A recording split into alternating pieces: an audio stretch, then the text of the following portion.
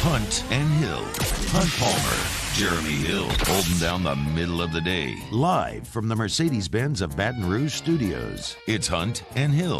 Now on 104.5 ESPN Baton Rouge. Welcome in, Hunt and Hill on a Wednesday from the Mercedes-Benz of Baton Rouge studio downtown in the capital city. I am Hunt Palmer. He is Hill, Jeremy Hill. Casey Gaines and Taylor Sharp back there on the ones and twos. Loaded second hour full of guests. Tonya Johnson is the first-year head volleyball coach here at LSU. She also played here at LSU and has come back to lead that program. We'll talk with her at 1 o'clock. She's a lot of fun. Chris Blair had a chance to interview her for the Alumni Association event last week that I talked about, and she's going to do a great job here at LSU. We're going to chat with her at 1 o'clock. And we're going to talk tailgating at 1:30 with Jason Richard from Revelry Tailgating, our friends over there that we tell you about each and every day. So excited to talk to him at 1:30 about what they've got coming up this year as far as tailgating goes for LSU. Saints on the practice field. We'll talk about that in 15 minutes. Jeremy's lead toss coming up at 12:30. We're going to start with some LSU stuff. Mr. Hill, how are you today? I'm doing great. The weather not so great, but Nope. I'm doing fine. Not good. I needed to calm down. I got to drive to Alexandria here this afternoon to drop the kiddo off with Mom so she can take him up to Shreveport and I can go to Chicago and not have to deal with a babysitter. So we'll have to drive this afternoon, but hopefully the weather slacks up for that. LSU will report to camp today. They will, as you've done many, many times, they will get their helmets and shoulder pads and probably take a few pictures and make sure everybody's checked in and ready to roll, and then they'll crank it up on the practice field tomorrow. What's today like for the boys? Oh yeah, it's kind of like the first day of school. Nothing, nothing too you got to worry about too much. Everyone just kind of getting acclimated. The guys who live off campus, I'm sure they're all going to the same place to make sure everyone's together for camp. And you're getting ready to go, man. You probably got the jitterbugs in your stomachs. Everyone's a little anxious to get out there and start flying around. And this is really when it all matters to me. This is when guys who really have improved themselves are going to get opportunities to go out there and try to make a difference for this football team this season. So everyone's really excited today, but the real fun doesn't start for a couple of days. LSU released their practice schedule for camp, and with that showed when the media is going to be allowed. And there was one significant change here with Brian Kelly. The media is going to be allowed to cover 2 scrimmages in preseason camp, which is not something the media has had a chance to see very much of at all, if none, really over the last 20 years since I've been around. So excited to see a little bit of that. And certainly from this point forward, we're going to be talking about this team and what they've got to do, what they've got to improve on. So I thought today would be a good time to kind of look back at what is not here this fall camp and what they've got to replace and how we feel entering camp about some of the positions where guys have departed. It starts with the quarterback spot. I'll just phrase it this way, Jeremy. Would you feel a lot better about the quarterback spot at LSU if Max Johnson stayed and these 3 guys were also here? If you just added Max Johnson to this quarterback room, would it make you feel any different about this team? I would feel probably about the same. I think Max Johnson is a solid quarterback, but to me, to do what you're expected to do at LSU, you either have to have a really, really dominant team or that guy at quarterback. And so I don't think that guy is in that quarterback room, and I don't think Max Johnson would probably given me that courage to think that he was. But I think the potential's there, and I think that's what a lot of people haven't seen from this quarterback room. Some talent, guys who have different abilities that they can take advantage of, but none of them have strung it together long enough to really be that dominant force at the quarterback position. So I think with or without Max, I'd still be, kind of waiting for that guy to kind of be that leader that I want to see. I don't know if it would change how I feel either. I've been as pro-Max as probably anybody in this market. I think he did a really nice job for the most part in his time. I think a lot of people will point to 2 throws he did not make last year in Tuscaloosa, and I was watching those, and I wish he did, and he didn't. But they were not routine throws, and not like he choked. He was under pressure and didn't make the tough play, but I thought he was awesome in the swamp as a freshman. I thought he was great against Ole Miss. Terrible defense, and Kayshawn was going nuts there that day too. But I thought he was good in that game, and I thought he played pretty well in a number of games last year. Certainly down the stretch against Texas A&M when LSU had to move the football, had a 4th down. I thought he played pretty well in that spot too. I think he's a good player. I don't think he's going to be a first-team all-conference player ever in his career. I don't think he's an All-American. I think he's a good quarterback, and so I think LSU has a good quarterback on the roster. I think they got a couple of them, and so I don't think it would change materially the way I think about this room. Running back, Ty Davis-Price and Corey Kiner. You look at those guys, you look at what you've got here with Emory. They bring in Kane. You got Armani Goodwin, Trey Bradford. how would you feel, if those guys were here, and how do you feel about the guys that are going to step in for them? Yeah, I probably feel very similar about the quarterback position. I thought Corey, we watched him last camp, and he made some plays and did some stuff. But as far as being as dynamic as some of the backs we've seen in LSU history, I don't think any of those guys left the program that you really would feel, have that domination factor where they can come in the room and just be that lead dog. But I think looking at the room, I think it still kind of is that way right now. I think of all the backs in that room, I think Emory has the most potential if he did, stay healthy through a season and got those carries that he could possibly have 1,000+ yard season. But I think it's similar to quarterback and good players, but I don't know if it's those All-American, All-SEC guys. Running back room's a little underwhelming, just across the board. I think Ty Davis-Price had a good career at LSU. Was it exactly what I thought it might be? No. And look, that was a weird career. His second year was a weird COVID year. He got hurt, and then last year you get your coach fired after a month, and whatever. It's just a little bit of a different deal. But and Kiner, I thought had a chance to be a nice back, and I think he'll be a good back for Cincinnati this year.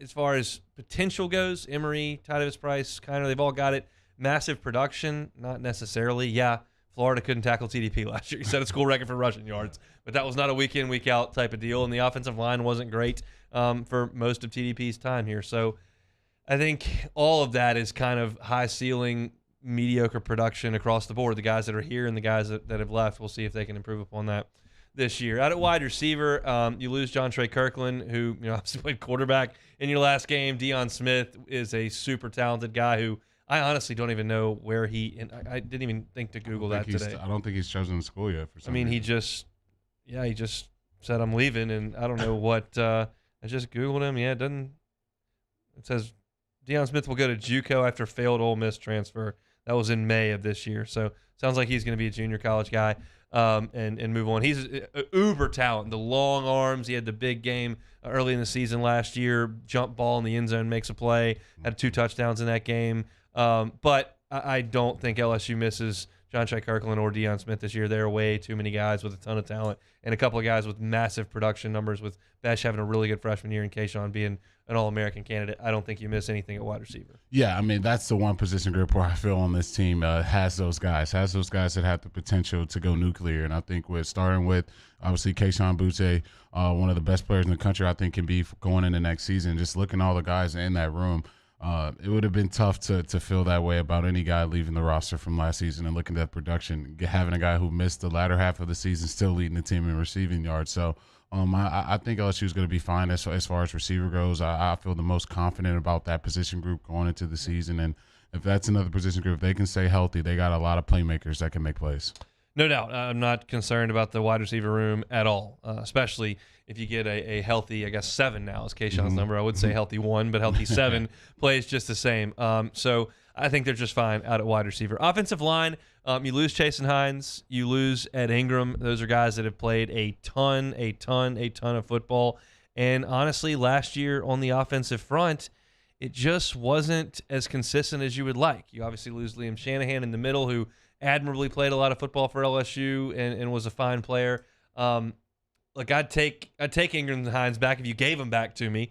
But I think LSU has a chance to replace those guys with the amount of bodies they have. You just got to find a couple that work. If Tremont Shorts proves up, well, he can't quite do it. Well, can Cardell Thomas and Anthony Bradford come in and fill in, and can they do it? Like, you've got enough lottery tickets, as I like to say, that you figure you're gonna, even if a couple don't cash, enough will. I think they'll be okay at offensive line. Yeah, I think doing what they did in the transfer portal, another thing, just exactly like the defensive back room. I think without those guys, you'd be looking at an offensive line that could potentially be worse than it was last year. But getting those guys to come help you out in the portal, now you have guys with depth at certain positions. Now you got multiple tackles. You feel like when you mix in Doomerville, you mix in Wire. Now you got Frazier, you bring in Campbell. So you got depth at multiple positions, like you said, at guard as well. So unlike last year where the guys you did have backing up just weren't ready to play college football and had to be thrown into the mix, now you feel like you got guys who played college football for LSU and guys who played elsewhere. Now you can kind of mix and match and figure out what's going to be the best 5 going forward for the season. Sometimes you go through your notes and you forget to scroll to the next page instead of just using your brain and thinking it through, and you forget to say Austin Deculus's name, who played more football than anyone who's ever played football at LSU. That is my mistake. I forgot to add Deculus there. But look, I mean, you lost a lot of guys who played a ton of football with Ingram, Hines, Deculus, and then Shanahan for a couple of years. It was an uneven offensive line. I think the injuries hurt them badly. Their position coach changing right before camp doesn't help anything.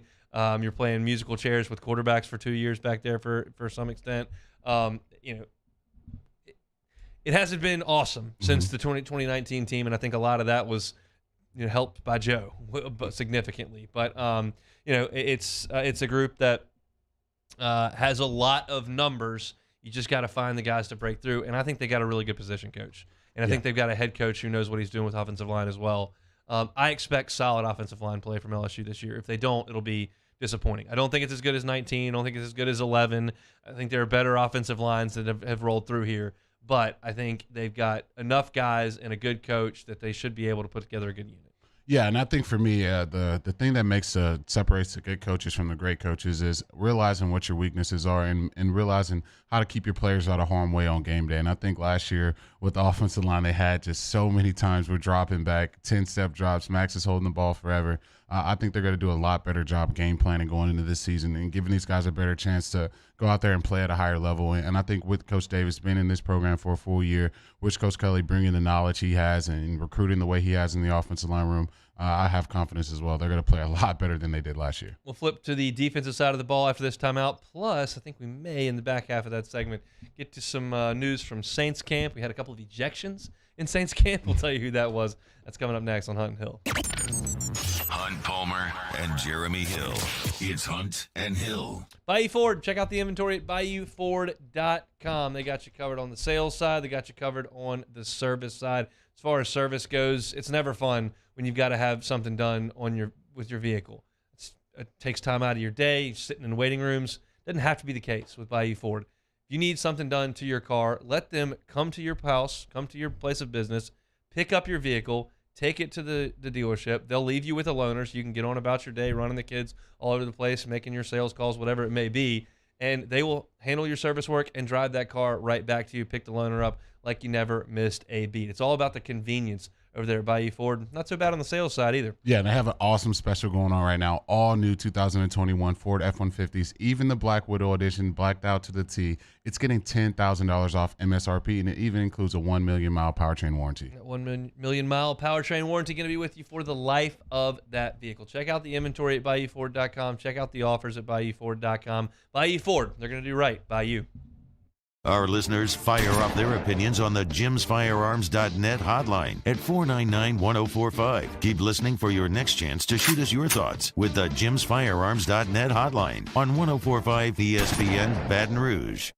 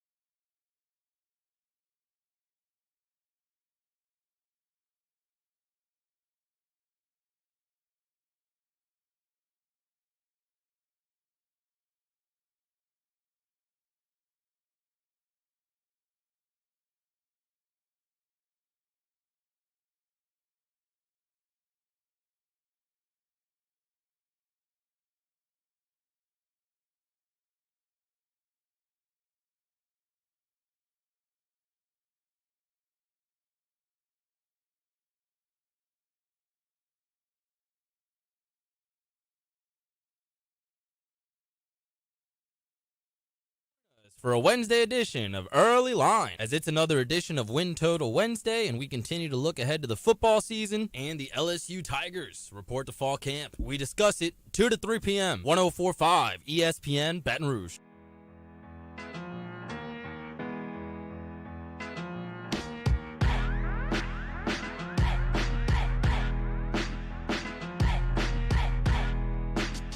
This is Hunt and Hill on 104.5 ESPN Baton Rouge. Jeremy's lead toss coming up here in 15 minutes. Going to switch to the defensive side of the ball. Departures for LSU football that will no longer be wearing the purple and gold this year. We'll start up front where you're missing a couple of guys who are big contributors for you. Neil Farrell and Glenn Logan have moved on. Andre Anthony as well, who was battling injury towards the back half of his career. You lose Sony Fanua as well. You look at what LSU's got on the defensive front. Look, Neil Farrell was awesome last year. Glenn Logan's been a big piece when he was healthy, but he was a starter on the national championship team. Those guys are awesome, but I do think that you've got a chance to replace them adequately with what the youth on this defensive front looks like. Yeah, no, I think of all the positions, you're going to lose some guys, especially some guys with veteran experience. I think that defensive line was the most leeway you had because there's a lot of guys, young and old, on that defensive line who I think is going to be playmakers going into this season. So as much as, missing those guys last year and knowing how much leadership they brought, I think the defensive line is what can carry this football team for this year because they can hit you in waves and they have depth. They're probably eight or nine deep in that room. The next piece to this is if you're looking at linebacker, Damone Clark, and that's one that I don't think they have a replacement for necessarily. You're going to put some guys out there. You've got some numbers there. Look, I think Micah Baskerville is a nice piece. Mike Jones is getting a lot of buzz, and we'll see. I mean, if he goes out there against Florida State and shows that he's plugging holes and is going sideline to sideline, playing pass coverage, stopping the run behind the line of scrimmage, I'll be like, all right, well, he's figured it out. But I'm not there yet with him. So Damone in the middle of that defense is a huge piece. We talked positively about West Weeks yesterday. Harold Perkins is somebody that everybody wants to see at linebacker.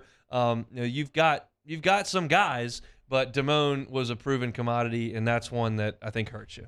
Yeah, Damone was definitely a difference maker. He was the world for that defense last year, and I think without him, things would have got a lot uglier than they really did last season, especially without him in the middle of it. But I think for me, it's a lot of guys who have potential. Again, not a lot of proven guys. I think Baskerville is going to have to, really play at a high level all season and really pick up Damone's slack with him being outside of that defense. And I think you're going to have some guy steps up that hasn't really been in that defense and may plays. Maybe it's Harold Perkins, maybe it's Penn, maybe, it's Mike Jones, but we just haven't seen that guy yet. So I think camp will be a great opportunity for one of those linebackers to, really step up and play at a high level next to Baskerville. I think it's because I know what one commodity is and I don't know what the other is. I'm more comfortable with the secondary as it began last year with Stingley and Ricks on the corners, with McLaughlin and Flott right there, with Jay Ward in the back end, with Major Burns. That to me, now it didn't work out because Stingley dealt with injuries and didn't play very much at all. And if you had times where McLaughlin and Flott were injured as well, and it was a mash unit for a lot. Darren Evans was playing a lot of football for you, and it never really came to fruition what it could be. But if you gave me a healthy unit with Ricks and Stingley and McLaughlin and Flott and Burns and Ward, that to me I'd be more comfortable with than Jarek Bernard Carverse, Mekhi Garner, that crew that we've brought in. It's just about all transfers with Fouché coming in from Arkansas and with Brooks coming in from Arkansas, and you figure Ward's still going to be in there. Maybe they are better because when they're healthy and more of a unit and they gel and they play really well. I like the 5-star guys that are going to be first-round picks, quite honestly. Yeah, no, those guys are difference maker. They're just transcendent athletes. I don't think you find many athletes like Stingley, and then obviously we know what Ricks can be being a 5-star defensive back coming to LSU. So I don't think you have those elite athletes in that secondary room, but I do think you have really, really good college football players. And sometimes, that's really all you need to win football games. And I think Arkansas really didn't get a lot of buzz nationwide last year, but their defense played well in some big-time games. You got two of their defensive backs who came up with some big-time plays. So I think all those guys who I've said time and time again, they're going to have to really carry the load this season on defense, the guys in the transfer portal, especially in the secondary, because without them, you're thin as can be. And then on the special teams side of things, this is something that doesn't get talked about a ton in camp because they're off to the side just, kicking footballs around and nobody really cares to look at it. But Cade York was pretty good. In fact, he was the best kicker that LSU's ever had. and he was an early draft pick, and he's going to play in the NFL forever. Avery Atkins was moved from where he continued to kick off, but he's just incredible kicking the ball through the end zone. It was awesome to watch him do that for the duration of his career. And he punted last year and did a pretty good job there. Now LSU brings in Bramlett from Notre Dame as a punter. He's a pretty proven commodity. I think he'll be just fine. Sounds like Dybert's going to be the kicker. That is totally unknown.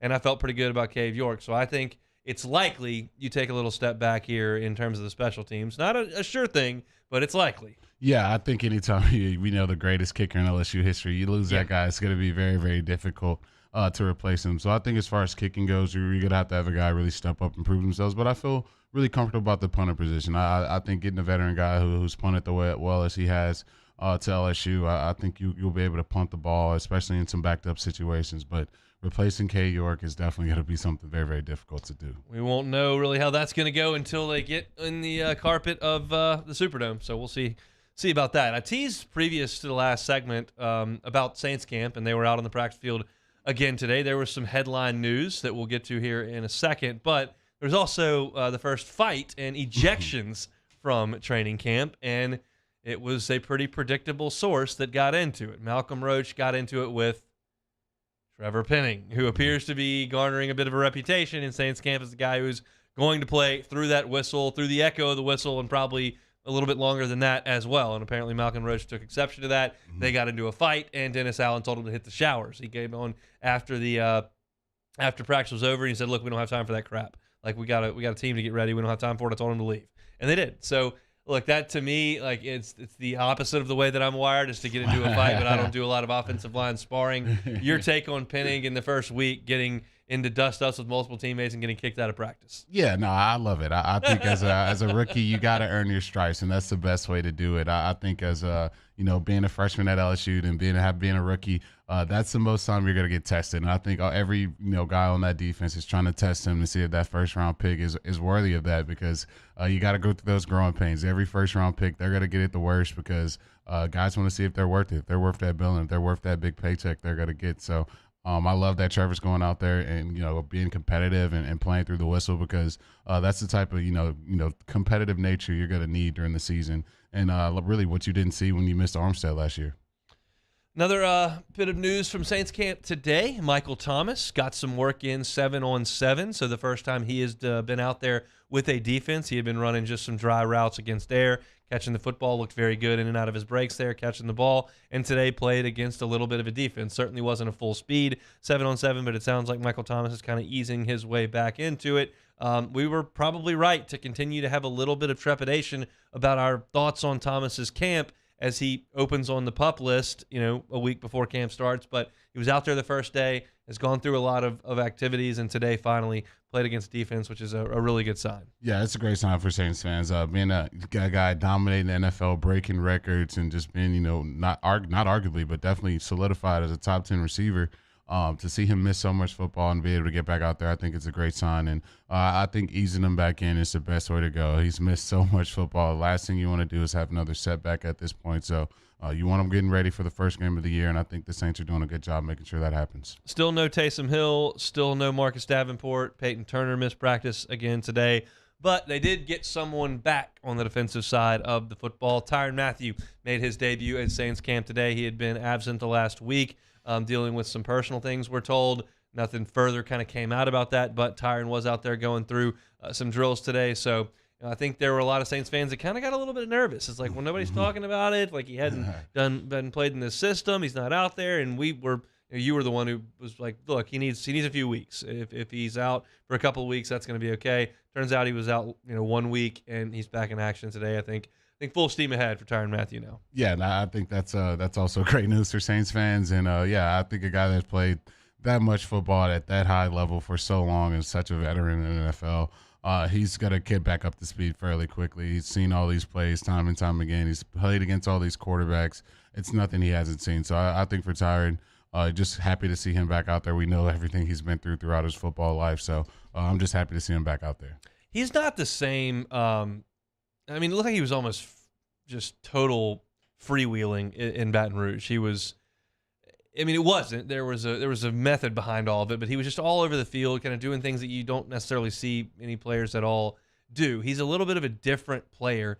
I don't question at all whether or not he needs more time. I do question a little bit, not like derogatorily, but I want your opinion on, like, does Dennis Allen and that staff need some reps with him to kind of figure out what they want to do? Because he's a little bit of a different player.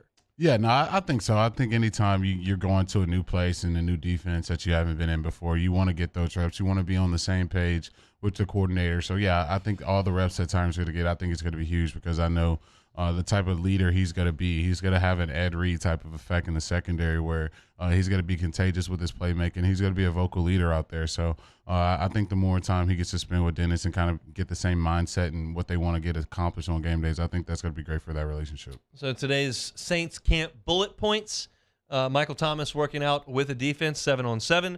Tyrann Mathieu returns in limited work. Trevor Penning and Malcolm Roach got the boot for getting into a fight that Dennis Allen was ticked about, and you still did not see Taysom Hill, Marcus Davenport, or Peyton Turner out there working. So they continue to get work down there. And Metairie will talk with Luke Johnson tomorrow from Saints camp to kind of get his update after a week's worth of work. Looking forward to that and looking forward to the rest of this show. At 1 o'clock, we're going to welcome LSU's new head volleyball coach, Tonya Johnson, to the show, and we're going to talk a little bit of tailgating at 1:30 with Jason Richard, who comes to us from Revelry Tailgating, which we tell you about each and every day. Also, I want to remind you to check out dropbiscuit.com and browse our growing podcast library. While you're there, be sure to subscribe to Pops, Fame, You Talking to Me, For the People, Well Stated, or whatever Southern flavored audio biscuit you fancy. That is dropbiscuit.com, part of our new podcast network over here at Guarantee Media. Take a time out. Come back with Jeremy's lead toss next on Hunt and Hill.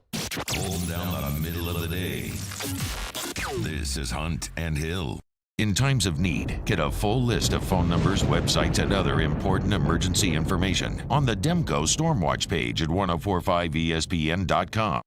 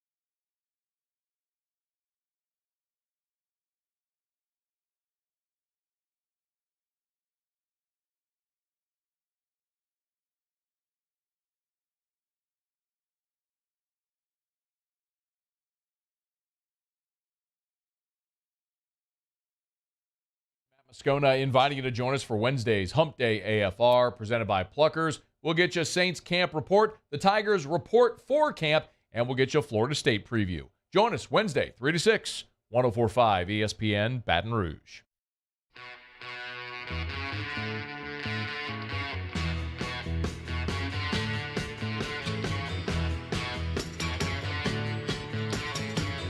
Hunt and Hill, 104.5 ESPN, Baton Rouge. Last segment of the hour here, I'm going to try to get y'all to say, oh, wow. Try to say something you didn't know that you find very impressive. We'll try to do that in the last segment here. But since we're talking with Tonya Johnson, LSU new volleyball coach at 1 o'clock, we'll do the lead toss a little bit early today. The lead toss. Hill trying to go to the outside, turns it upfield, and he breaks it into the clear. He's down to the 10. He's still going. Touchdown, Jeremy Hill. The lead toss to Jeremy Hill. Hill to the 20. Hill to the 10. The MVP is in the end zone for LSU. Touchdown, Tigers. Here's the lead toss to Jeremy Hill. So football season's here, and with LSU football season here, and Hunt and I being able to be so close to the team last year and watching those guys be able to be out there for fall camp, we got a close eye to kind of see what guys were working, what guys were climbing up the boards, and what kind of guys were digressing. And so I thought it'd be a great time to kind of talk about who I feel the coaches are going to have as the starters and guys getting the #1 reps going to the season, and who I think should probably get the nod. And so I think right now, after a solid spring and those coaches kind of being around them for the first time and getting a look in that new offense, I think they kind of feel comfortable at who they feel should get the nod right now. And I think on the offensive side, there's some disagreements I have, but I think they have their reasons on why they want to start some of these guys. But I think at the receiver position, I think the guys who are going to get the nod are going to be Jere Jenkins. I think they just love his veteran leadership on the outside, and just watching him, battle time again in the SEC and all the experience he has. I think he's going to get the nod. Obviously, we know what Kayshawn is, so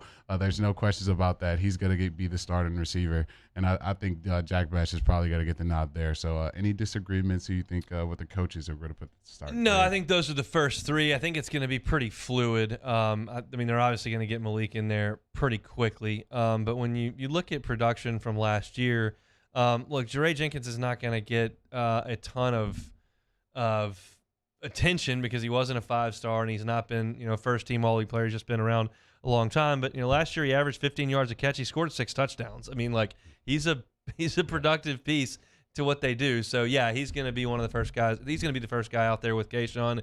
Jack will be in the slot. I'm with you there. And then Malik Neighbors is going to play on the first drive. That's the way that's going to go. Yeah, I hope so. And I think offensive line, I think that's probably going to be the biggest question mark for everyone. The most guys who I think haven't proven themselves, and they're going to have a lot of moving chess pieces they can make and try to mix and match this offensive line, try to find the best 5. But I think in the coach's eyes, I think their 5 is they're going to put Will Campbell at left tackle.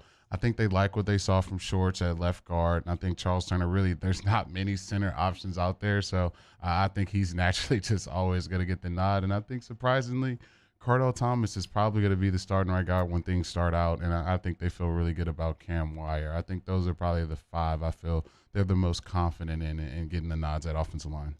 Look, I think the two names to look there are Miles Frazier and Anthony Bradford. Bradford got so much praise preseason last year. Injuries, just everybody on the offensive line seemed like was just hurt at some point or another. And I think you go get Miles Frazier from the transfer portal.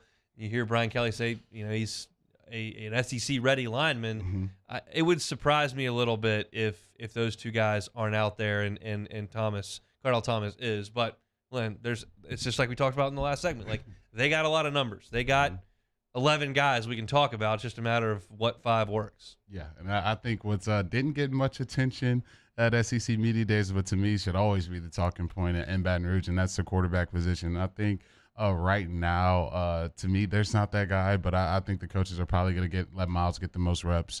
Has been there the longest, obviously the most veteran guy in college football. Surprisingly, not the most reps gotten out of everyone, but I think for the coaches, they're probably going to let Miles get the most reps, and then probably in short after, they're probably going to let Daniels get probably the second most reps and kind of roll from there. But I think for quarterback, they're probably going to roll with Miles and kind of see if he can take over that job.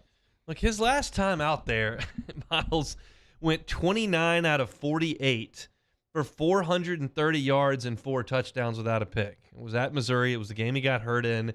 The game previous to that was against Vanderbilt, and they're a joke. But it wasn't like, he didn't go out there and ball that day either. 23 out of 37 for 337 and 4 more touchdowns. You're talking about an average of 420 yards and 4 touchdowns over those 2 games in SEC play. I won't be disappointed if Miles gets that first snap. I've just kind of laid my opinion to the side and said I think they talked a lot about Nussmeier in the spring, so that's where I'm going to go based on what I heard. But look, Miles has proven he can do it against lower-level SEC teams. Yeah, he definitely has. And I think the injury thing has just been the biggest Achilles heels for Miles, and just getting unlucky breaks after unlucky breaks. So I think for a lot of people here, they're going to be cheering for him. They're going to be wanting him to get that nod and see what he can do for the Tigers. And I think the last 2 positions probably the least talented we've seen in a very long time at LSU, but running back and tight end, I think naturally Cole Taylor's probably the only viable option you have. So I think he's probably going to get the nod, and I think Emory's probably going to get the nod at running back. But to me, those are 2 positions. If you can get a guy to step up and play at a high level, it could really, really help out the team, because right now, it's just I don't see that proven guy that you feel like you're going to get that type of production from. Do you give any chance to Noah Cain or to Armani Goodwin to be the starting running back? I don't think so. I think they can at some point in the middle of the season, but I think starting out to start the year, I think the coaches, and especially everything he's done outside of football, I think Emory's done enough to gain that nod, and I think they're going to use him in the passing game and the run game. And if he can be explosive as he was, we talk about that Alabama run probably a million times on this show, but if he can just pop off some more plays like that, I think he can really, really solidify that. The offensive line's going to have to help him. It's just it's not no running back can do work without an offensive line that's playing very well, but this is just not a home run hitting group that I see. I mean, look, you mentioned the Alabama play, whatever. It's just not what we've come to see. And so maybe we'll be proven wrong and that Emory blossoms into a 5-star stud, but the likelihood is that he runs for 700 yards and gets kind of what's blocked, and that's the end of that. But, the story's still to be told. Yeah, and I think that's why we talked about the depth in the offensive line room, and that's why, for me, like I said, they may have their eyes on someone, but I have to agree with you there. I think Anthony Bradford has to be somewhere on that offensive line to help them block wise, and I like what I've seen from Miles Frazier. I think if you're going to be the team that LSU can be, especially with that not out Joe Burrow at quarterback, you're going to have to run the ball. So I think you probably need to see a little more Jack Mashburn next year. I love what I saw from him in the running game. I don't love what I see from Cole Taylor trying to block people. So I think you're going to have some packages and some personnel packages where you can mix it and match it up in there and try to get those tough running yards. And if you can't do that, it's going to make it really, really tough for the team to move the ball consistently. You mentioned Cole Taylor, and this is something that just happens when you go out and observe 4, 5, 6 practices for 20 minutes at a time and you don't see the whole thing. You can see something and immediately have it alter your opinion, and it sticks with you. And last year, I saw Cole Taylor running some routes against air, but looking athletic, making catches in the red zone, jumping and high pointing some stuff, turning and having some good ball skills. And I'm thinking, man, this guy is all of 6'7". He's clearly the tallest guy out here, and he's running a little bit, twisting his body, showing some body control, making catches with his hands. Like, this is a pretty intriguing little piece. And then all of a sudden you look up and there's almost no production in the passing game from him whatsoever. It was one day I went out there and saw him moving, and I went, well, the size is obviously legit. So, this, and I'm watching him move pretty good. Like, he's going to be able to help him a lot. He's going to be a red zone target. He's going to be tough to cover. Linebackers can't cover 6'7" guys because they're too short. Like, this guy is going to be a nice piece in the offense. And you look up, and at the end of the season, he has 6 catches for 68 yards, one of them for a touchdown. So that's not exactly the most encouraging thing I've ever seen. Yeah, and I think you saw that flash in that one Mississippi State touchdown. Probably one of the luckiest touchdowns I've ever seen. Not even thrown to. Yeah, but you saw that flash there. So there is the talent there. But to me, I just haven't seen the physical nature you want to see from a tight end. To me, especially an LSU tight end, you're gonna have to be blocking a lot of ends, a lot of outside linebackers, and if you can't do that time and time again, it makes a world where we know you're in the game. We're probably passing the ball, and if you are run blocking, that's a great advantage for the defense. So to me, I think that creates a space where maybe one of these guys who haven't played, maybe Katz, maybe the freshman Taylor comes in. But I definitely trust Mashburn out there to stick his head in there and help you out in the run game. So Cole Taylor, let's see. He's been here a little while. Maybe he can make that leap, but I just haven't seen it just yet. Mashburn played a lot in that Florida game when TDP ran for 300 yards. So, that's a guy that's not afraid to stick his nose there or be really physical. I don't know if you want him trying to run red zone routes. Yes. That's the give and take. Like, you've got a guy that's not going to be much of a catching threat at all, as opposed to a guy who can be a little bit of a mismatch in the passing game, but doesn't block very well. You just don't have the balance there, and I'm very hopeful this year that they don't compromise Jack Besh's ability in the slot and catching the ball by asking him to do a lot of chipping or doing some tight end things that don't necessarily benefit LSU. Now, Brian Kelly was talking about the tight end position last week with the Alumni Association. He was like, we're going to be a little limited there. We got to be a little more multiple than we have been. And I don't think he's one to try to stick a square peg in a round hole. I think he's going to realize what he's got and just try to figure out something. Denbrock's same way. So, I don't want Besh compromised because you're thin on tight end numbers, just because he's the one guy who's you think you can go in there and do some blocking. Yeah, and I'm thinking about a 6'6" tight end, probably a 5-star kid that's playing for Georgia right now that could have probably really helped you out at the tight end position. But, hey, Gilbert, he thought you had that room figured out. But, yeah, that's what happens with the transfer portal. But, yeah, I think Coach Kelly, that's why, to me, like I always talk about with coaches and great coaches, they realize what they have. They realize what their weaknesses are. And if you feel like you don't have that All-American, All-World tight end, you're going to probably try to limit, their snaps first off, and then you're going to put them in positions where they can't really hurt your team. So I trust his coaching staff to figure a tight end position out. All right, that's Jeremy's lead toss. LSU new volleyball coach Tonya Johnson going to join us at the top of the next hour. Very excited about that. But as I teased previous, in the next segment to close out the hour, going to be a shorter segment. I'm going to try to say something you didn't know and make you go, oh, wow. That's next on Hunt and Hill. 104.5 ESPN Baton Rouge with Hunt and Hill. This week on DropBiscuit.com or wherever you listen to podcasts is our new series, Pops, the Louis Armstrong story. Pops is brought to you by New Orleans & Company. Check out neworleans.com and come visit New Orleans.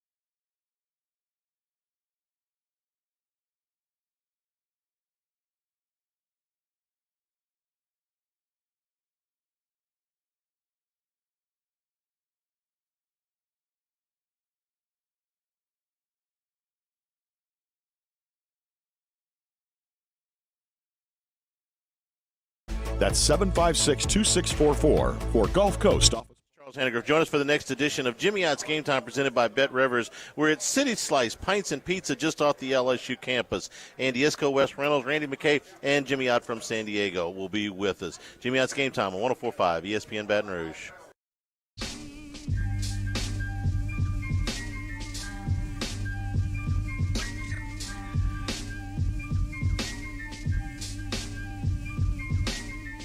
This is Hunt and Hill on 104.5 ESPN Baton Rouge.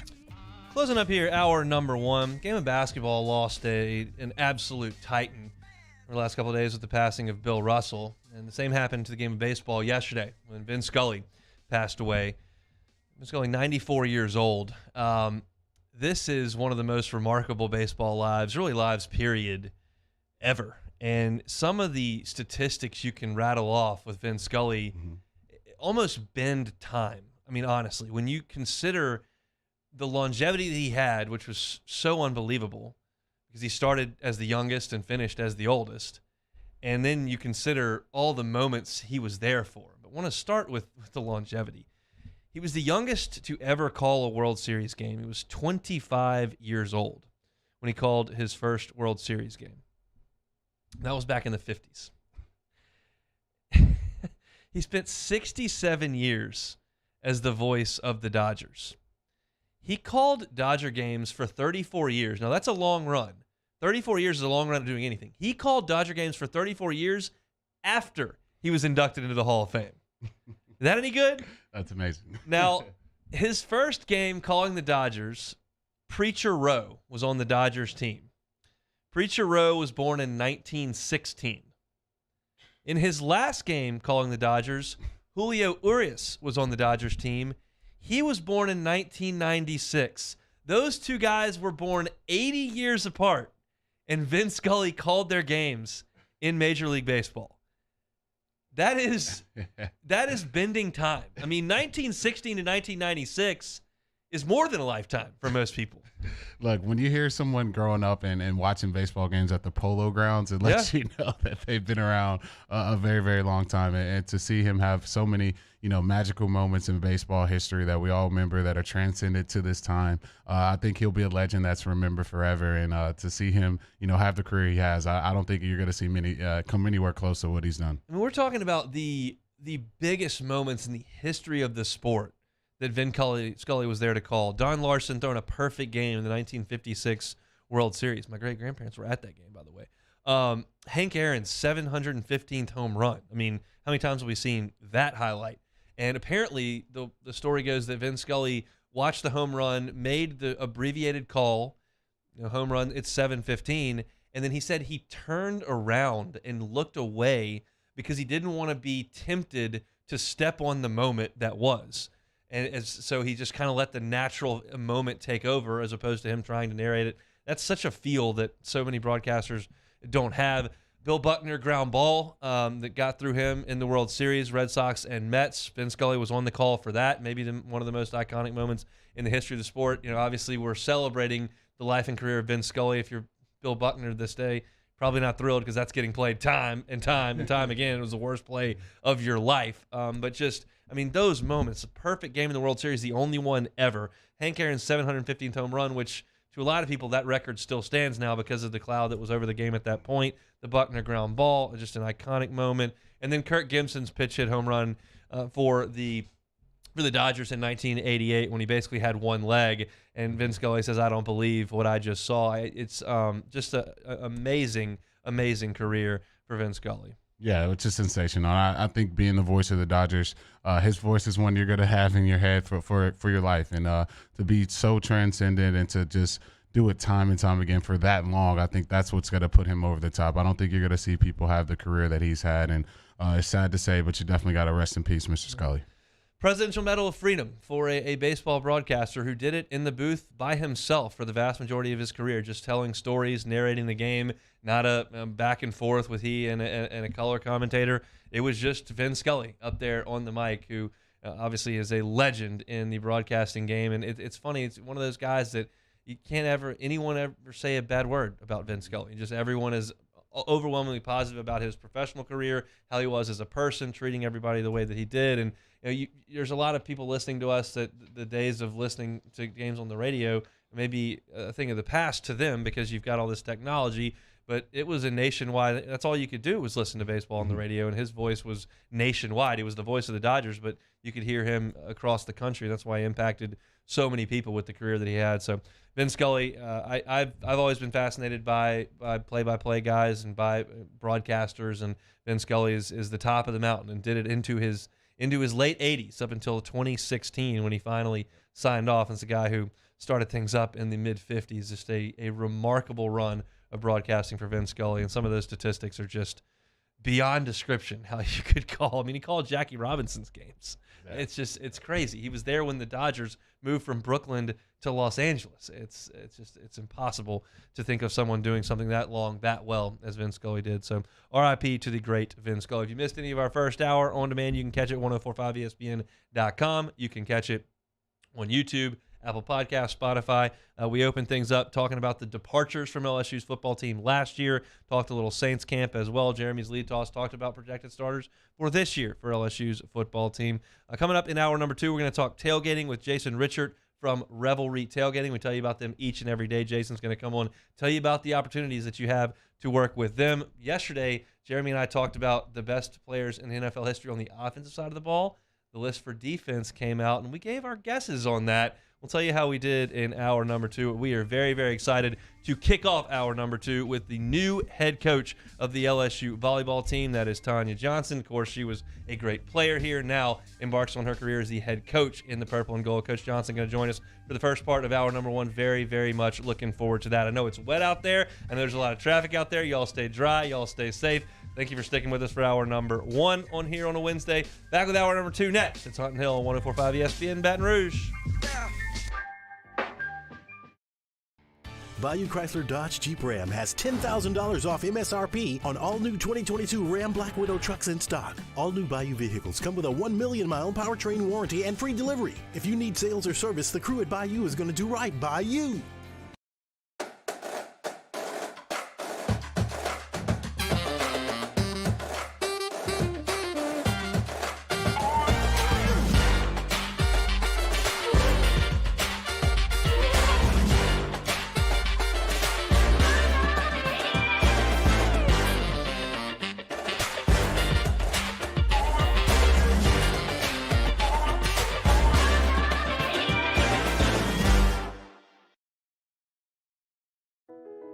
I've been doing business with Luba for 25 years.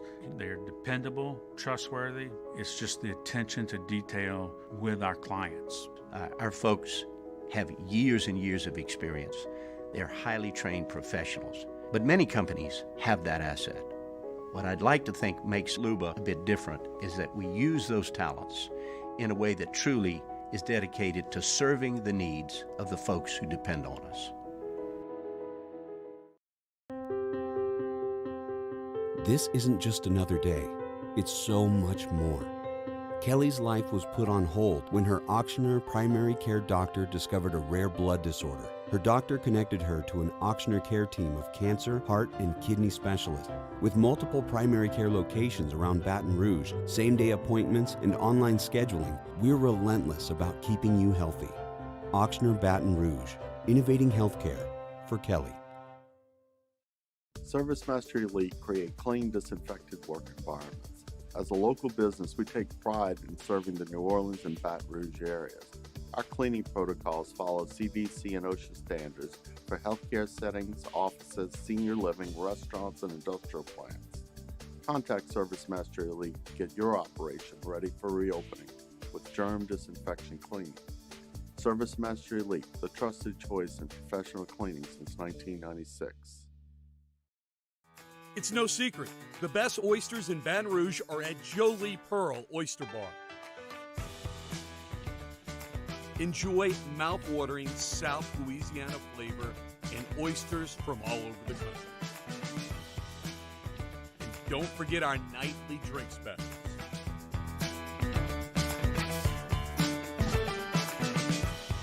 Jolie Pearl Oyster Bar, located in downtown Baton Rouge. Eli's always been into grilling. It took us a while to see it, but the signs were there. What are you doing, Eli? I knew grilling was my thing.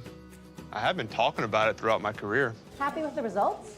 I am. Got the new grill from barbecueguys.com. It performed great. My advice, as I always told my boys, do more of what you're born to do. Barbecue Guys, for those who were born to grill. You want cheese on your burger, Pops? I'll take a little cheese. Crime has serious consequences, but anyone can make a mistake.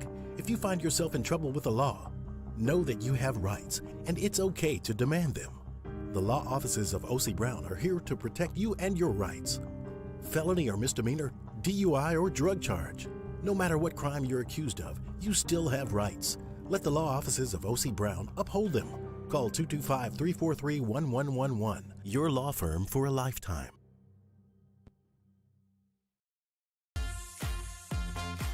Vizzy, the first hard seltzer with antioxidant vitamin C. It just hits different. Vizzy, step up your seltzer game.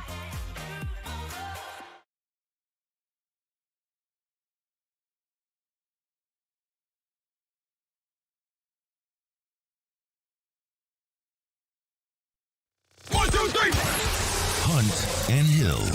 Tom Palmer, Jeremy Hill, holding down the middle of the day. Live from the Mercedes-Benz of Baton Rouge studio, it's Hunt and Hill. Now on 104.5 ESPN Baton Rouge. Out in the open field, second half of the work week. It is after 1 o'clock on a Wednesday. Hunt and Hill, hope you are having a good one. Our pleasure to kick off hour number 2 with a welcome, but really a welcome back to the new head coach of the LSU volleyball program, a woman who helped LSU to a pair of Southeastern Conference titles in the 1990 Final Four as a player, now the head coach, Tonya Johnson. Coach, welcome back, welcome home, and I appreciate you coming in with us. Thanks for having me. I'm excited to be on your show this afternoon. It is a thrill for us. Look, you were from Zachary right here and played at LSU and started your coaching career here at LSU and had gone on Georgia Tech into Texas, and we'll talk about some of the great things here. But what does it mean to come back and be part of your alma mater and be the head coach here at LSU? Obviously, it's a dream come true. This has been a lifelong dream of mine to be the head coach at LSU. I spent 14 years at Texas, 6 years, and then 5 years at Georgia Tech, and then back for 8 years. And the last time I went back to Texas, I said, I'm only leaving for one place. I'm here forever unless LSU calls, and here we are.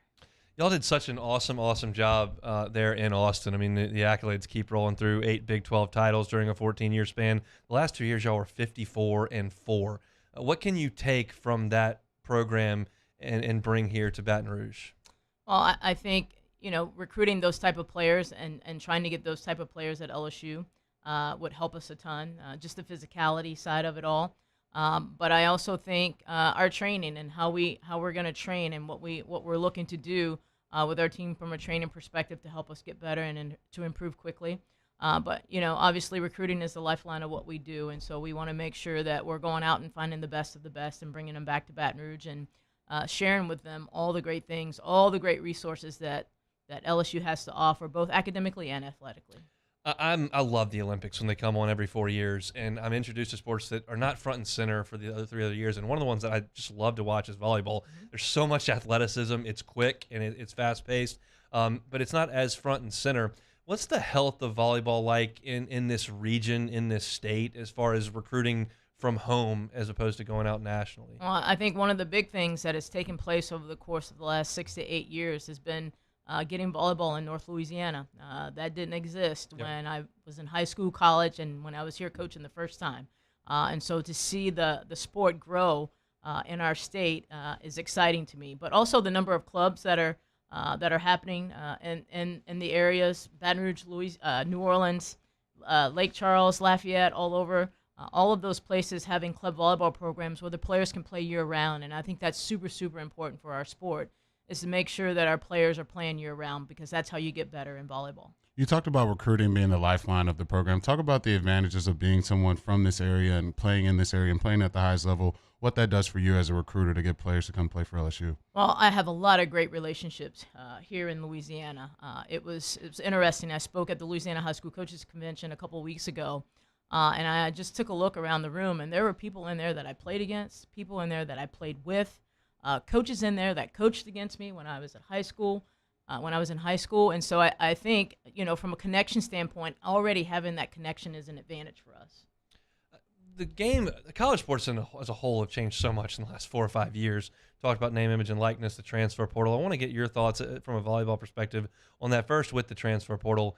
When I look at having a football coach dealing with 85 scholarship guys, that is a lot. Now, you shrink things down for basketball and for volleyball. Baseball's got a little bit more, but what has that been like for you obviously you were at Texas when dealing with it. What has that been like in the volleyball circle? It's a madhouse in football and baseball. It has become a madhouse in volleyball too. And I think partially because of everybody getting their COVID year back. And so a lot of volleyball players are playing 4 years at one school, getting their undergraduate degree and moving on to get a 1-year grad, get a master's somewhere else. And so that's why I think we've seen a lot of movement in volleyball, is because of the COVID year and players wanting to experience something different from a graduate level. Chatting with Tonya Johnson, first-year head coach here for the LSU volleyball program. Do you think it's a good thing, the transfer portal, for student-athletes to be able to move? They're about to lift where you can transfer as many times as you want without penalty. I've asked a lot of coaches that, and I get a lot of different answers.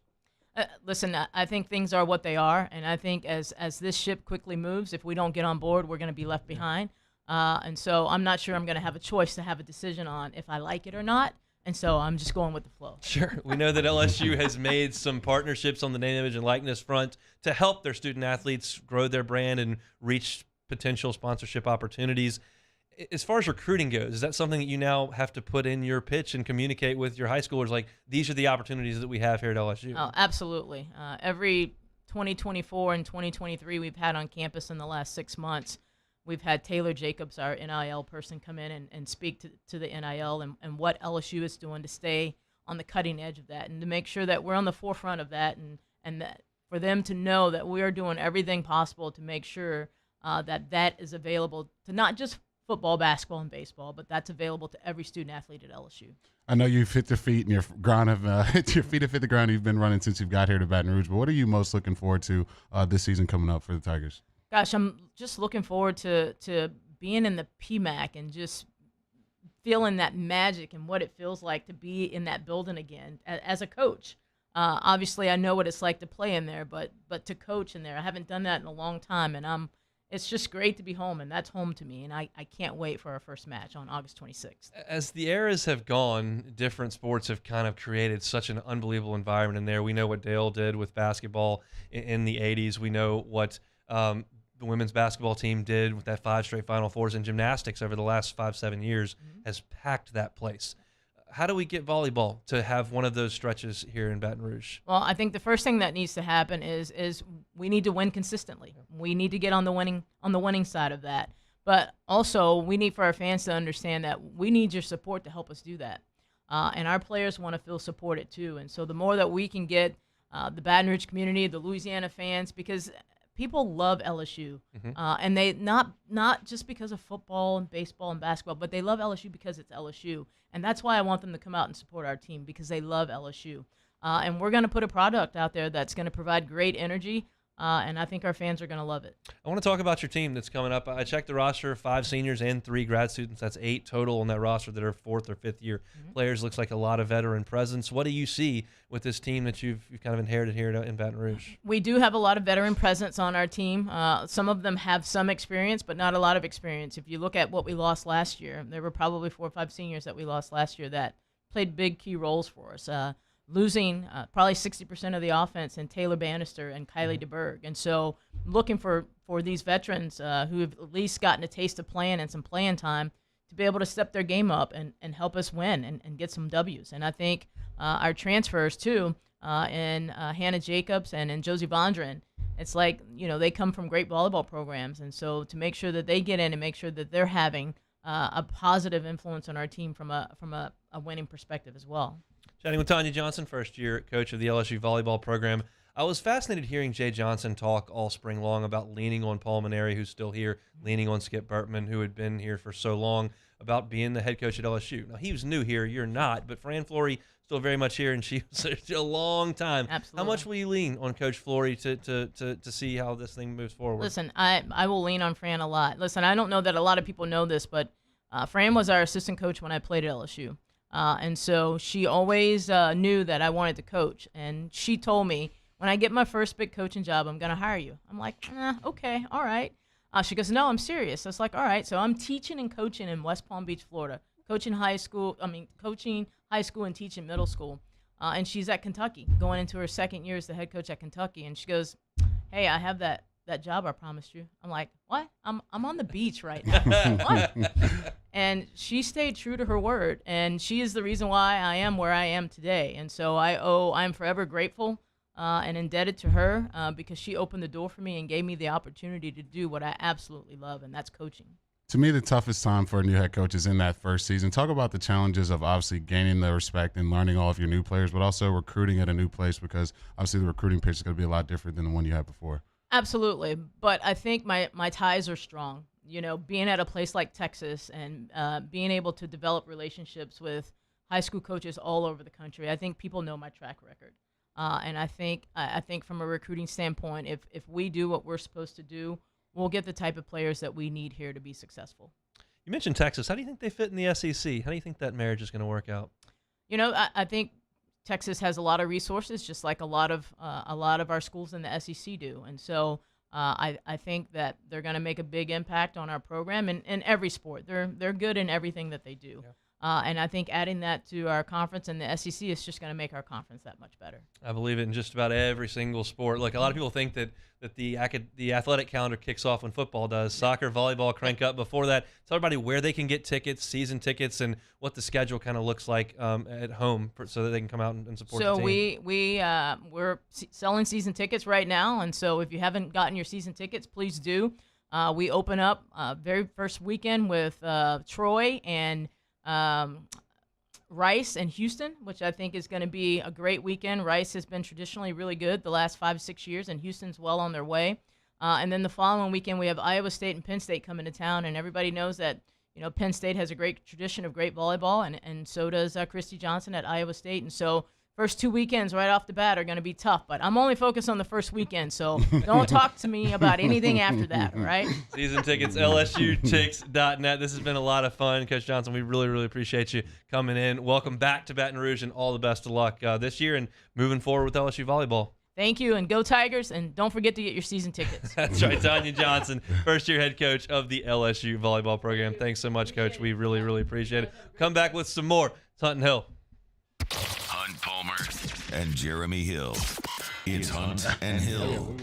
You hang in here for about 20 minutes. You're going to hear from our guy with Revelry Tailgating, and that's because football season is cranking up, and you got to get your tailgating needs taken care of. Turnkey tailgating with Revelry Sports. Yeah, so happy to tell you guys about Revelry's full-service turnkey tailgating and their standard package, which comes with 25 to 30 people in capacity, a 10x20 high-peak tent, 3 coolers with all-day ice service, electricity hookups, all-day concierge, bellhop service, and they even hook you up with a post-tailgate cleanup. Look, I'll tell you every single week, like if you're the guy who loves getting out there, your group wants to get out there at 6 in the morning, crack the beers open, set up the tents, and do all the cooking, handle everything, you're what makes LSU great. That's awesome. But if you're a guy that would rather kind of show up there at 10 o'clock in the morning, have everything set up for you, turn the TV on, have somebody hand you a drink and get the food catered in, that's an option as well, and that's what Revelry Tailgating can do for you. You don't have to worry about the ice. You don't have to worry about cleanup. You just show up, enjoy the day, enjoy the game, and they tear everything down for you. He mentioned that bellhop service. You got stuff you want to get out to the tailgate from your car. You park, they bring the golf cart right up,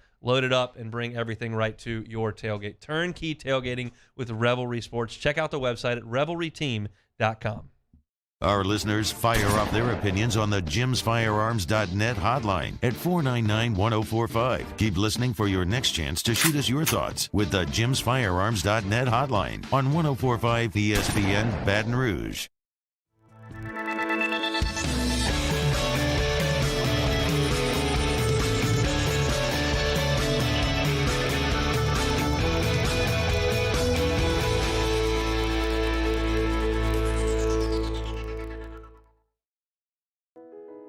I've been doing business with Luba for 25 years. They're dependable, trustworthy. It's just the attention to detail with our clients. Our folks have years and years of experience. They're highly trained professionals. But many companies have that asset.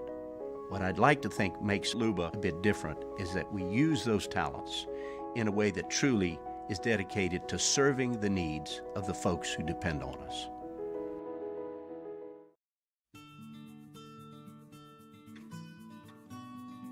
This is a house call. This is a follow-up appointment. This is a diabetes checkup. This isn't just more convenient care, it's more advanced care. This is innovating healthcare at Louisiana's #1 hospital, Ochsner. Are you a licensed contractor? There's lots of good contractors in Louisiana doing work the right way, but unfortunately, too many unlicensed contractors are working outside the licensing requirements. Working as a contractor in Louisiana requires a license for the company doing the work. The Louisiana State Licensing Board for Contractors wants to help you get licensed to allow you to conduct work legally. It's not difficult to get the license. We can help you. Go to lacontractor.org for more information. Licensed contractors, it's the law. Gulf Coast Office Products is a nationally recognized Savin office equipment dealer based right here in Louisiana. Over 100 employees strong, Gulf Coast has the boots on the ground to support all vertical markets from education, engineering, legal, and finance. With the latest in office technology, from desktop to production segment units, Gulf Coast and Savin have the perfect fit for you. Call 225-756-2644. That's 756-2644 for Gulf Coast Office Products.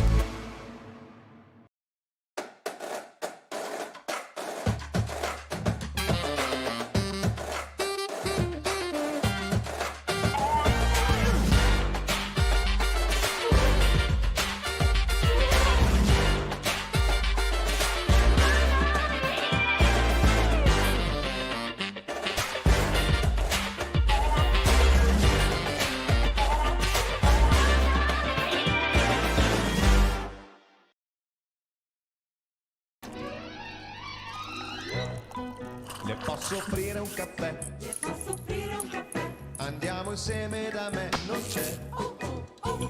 On Thursday's OTB, day one of LSU camp and the latest from the Saints on Airline Drive, plus Chef Michael Johnson with some munchies off the bench. 104.5 ESPN.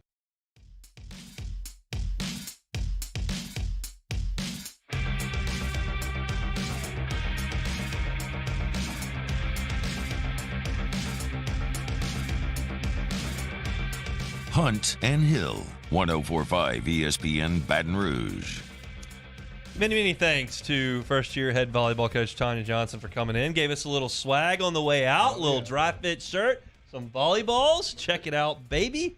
Get your season tickets, lsutix.net. Coach Johnson's got a ton of energy and is going to do awesome stuff here with the LSU volleyball program. I meant that when I was talking about, like, every single team that is called the PMAC home has sent a jolt through that program and started packing that place out. Basketball has, of course, done it over the years. Women's basketball had such a great run, 5 straight Final Fours. We know what gymnastics has done over the last decade, and volleyball seems to be next. Like, they've got the opportunity to do that, so we'll see what Coach Johnson has in store for that program, but I think it's going to be very, very good things. All right, so I made a lot of my my major championship bets over this past calendar year, where I made like 15 of them and went 0 for 14 on the first 14, and then got one right. But, you know, I like to, you know, when we get them wrong, we get them wrong.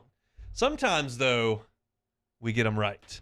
And yesterday, when ESPN came out with their list of the greatest player at every offensive position in NFL history, we did okay. And then we kind of thought, well, let's see if we can do it for the defense. And, buddy, we nailed them. I mean, I don't know, you know, how difficult it was, but we named just about everybody they listed out. So they started at edge rusher, and we went with the GOAT, Lawrence Taylor, and he got, 40 of the 50 votes.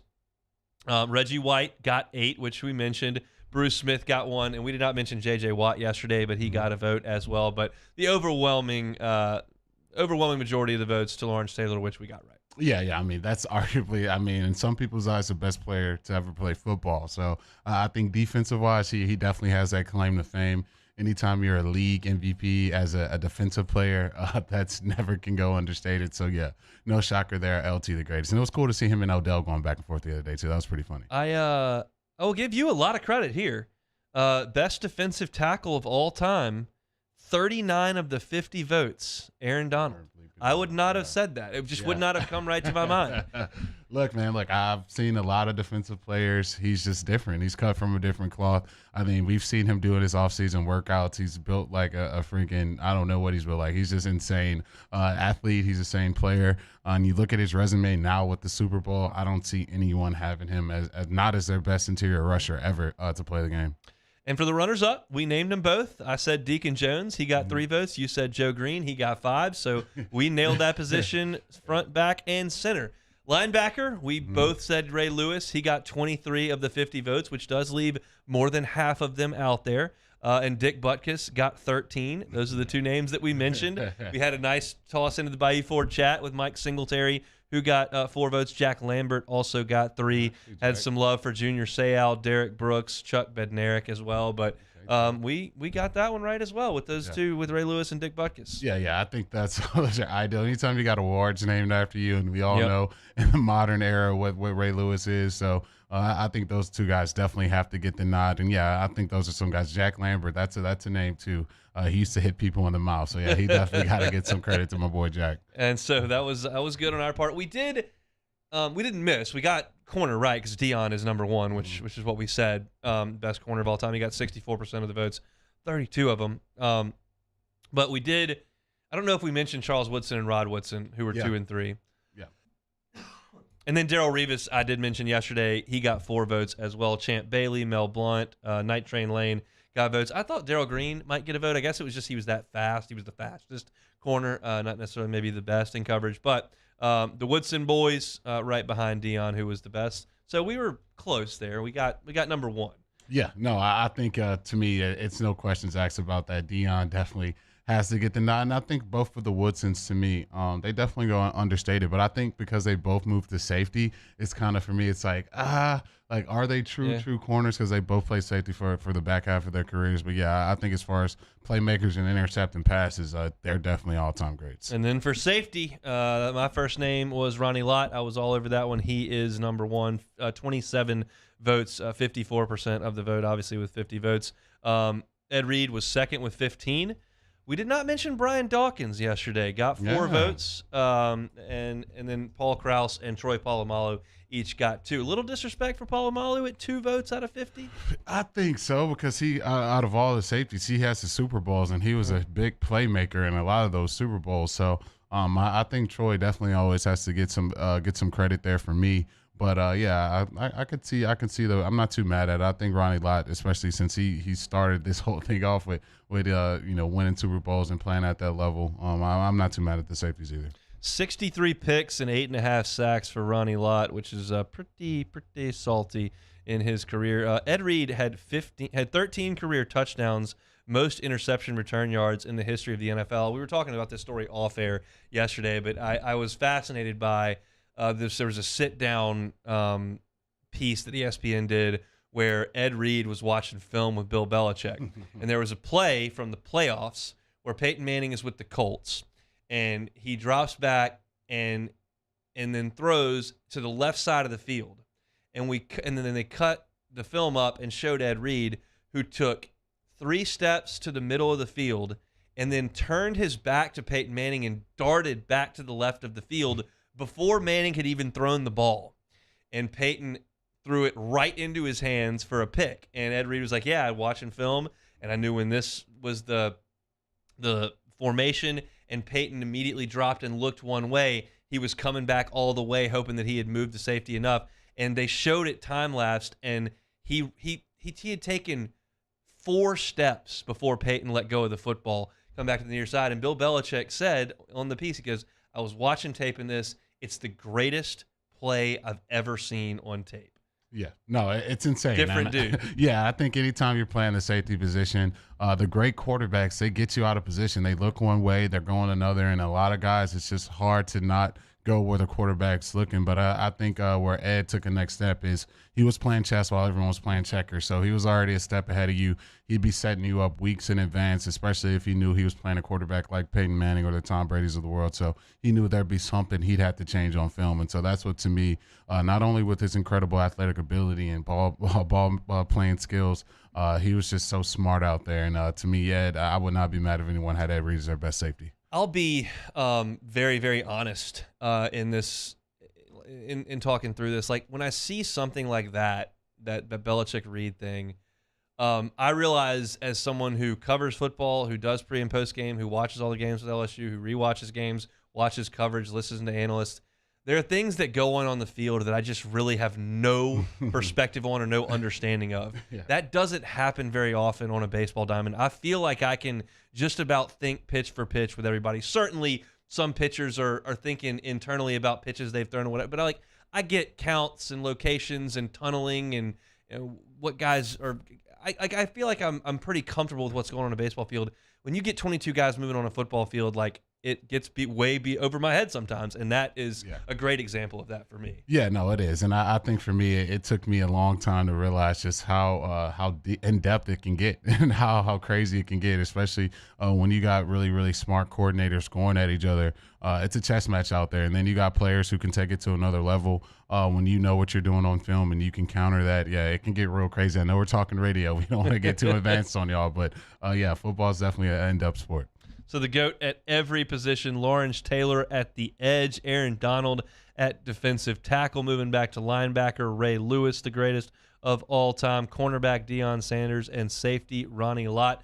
We went through it yesterday, and we got all of them, which was pretty nice effort by the boys there, if we do say so ourselves. I want to remind y'all to check out what we've got going over at dropbiscuit.com. Professional golfers John Peterson and JJ Colleen answer all your golf and life questions inside the new Drop Biscuit Studio podcast for the people. Download or subscribe today at dropbiscuit.com. They've both been on this show. John obviously played and was an All-American here at LSU, was a national champion here at LSU, finished in the top 5 in the U.S. Open. JJ Colleen is hilarious and has played on tour as well. And it's not a here's the preview of the John Deere Classic type podcast. It is it's interactive. It's funny. They've got a great perspective. They're usually gassing a few beers while they're doing the podcast, and they interview guys and talk about some funny things as well. So check out For the People on the Guarantee Podcast Network on Drop Biscuit Studios at dropbiscuit.com. All right, so we are reaching the end. Well, we've reached the end of July. We're in early August. You need your tailgating plans figured out. We tell you each and every day how to get things figured out with your tailgating with Revelry Tailgating. We'll talk with Jason Richard, who runs Revelry Tailgating, to give you a perspective on what they can do for you this football season. That's next on Hunt and Hill. 104.5 ESPN Baton Rouge with Hunt and Hill. In times of need, get a full list of phone numbers, websites, and other important emergency information on the Demco Stormwatch page at 1045ESPN.com.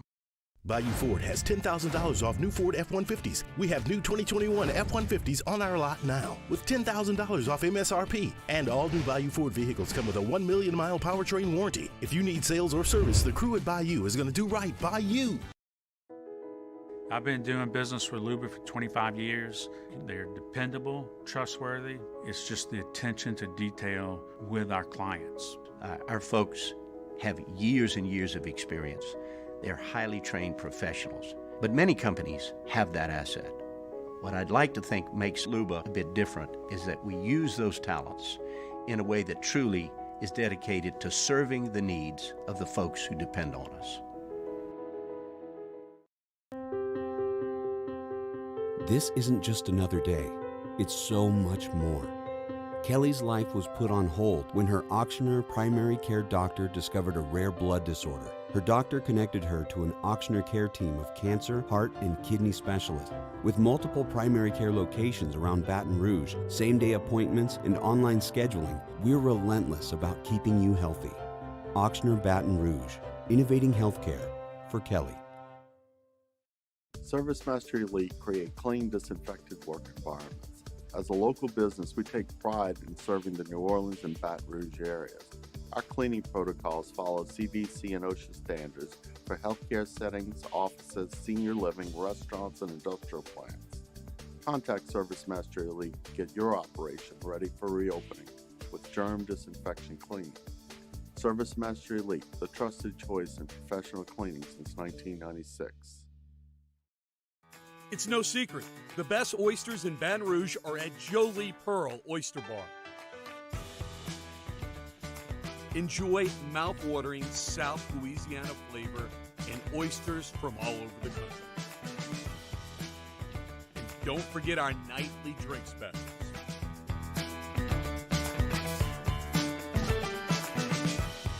Jolie Pearl Oyster Bar, located in downtown Baton Rouge. Eli's always been into grilling. It took us a while to see it, but the signs were there. What are you doing, Eli? I knew grilling was my thing. I have been talking about it throughout my career. Happy with the results? I am. Got the new grill from barbecueguys.com. It performed great. My advice, as I always told my boys, do more of what you're born to do. Barbecue Guys, for those who were born to grill. You want cheese on your burger, Pops? I'll take a little cheese. Crime has serious consequences, but anyone can make a mistake. If you find yourself in trouble with the law, know that you have rights, and it's okay to demand them. The law offices of O.C. Brown are here to protect you and your rights. Felony or misdemeanor, DUI or drug charge. No matter what crime you're accused of, you still have rights. Let the law offices of O.C. Brown uphold them. Call 225-343-1111. Your law firm for a lifetime. Are you a licensed contractor? There's lots of good contractors in Louisiana doing work the right way, but unfortunately, too many unlicensed contractors are working outside the licensing requirements. Working as a contractor in Louisiana requires a license for the company doing the work. The Louisiana State Licensing Board for Contractors wants to help you get licensed to allow you to conduct work legally. It's not difficult to get the license. We can help you. Go to lacontractor.org for more information. Licensed contractors, it's the law.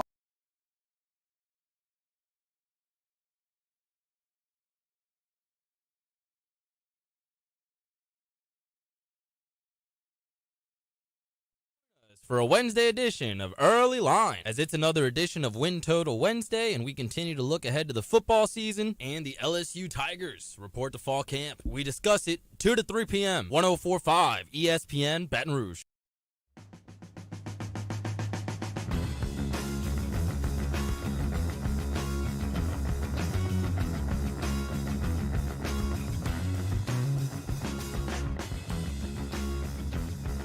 This is Hunt and Hill on 104.5 ESPN Baton Rouge. Working through a Wednesday here in the capital city. It is a wet one. Hope you are staying safe out there. Traffic's a little bit of an issue, so you got to get somewhere to be. Get out there a little early. Had some streets flooded earlier this morning, but hopefully we are making it through, working towards the weekend. Every single day here on Hunt and Hill, we tell you about Revelry Sports and Entertainment and the turnkey tailgating. And we want you to obviously patronize that and use that because it's an awesome, awesome service here around LSU. Jason Richard runs the show over there. He joins us now. Jason, thanks so much for the time. How are you? I'm doing great. Thank you guys for having me. It is our pleasure. I would imagine things are starting to ramp up here. LSU reports the camp coming up here today, and they'll start on the practice field tomorrow. But it's not too early to get your tailgating reservations in. Absolutely, yeah. We are feeling the buzz generate. Tailgates are selling like hotcakes, so we are super excited about the upcoming season. Tell me how this idea started.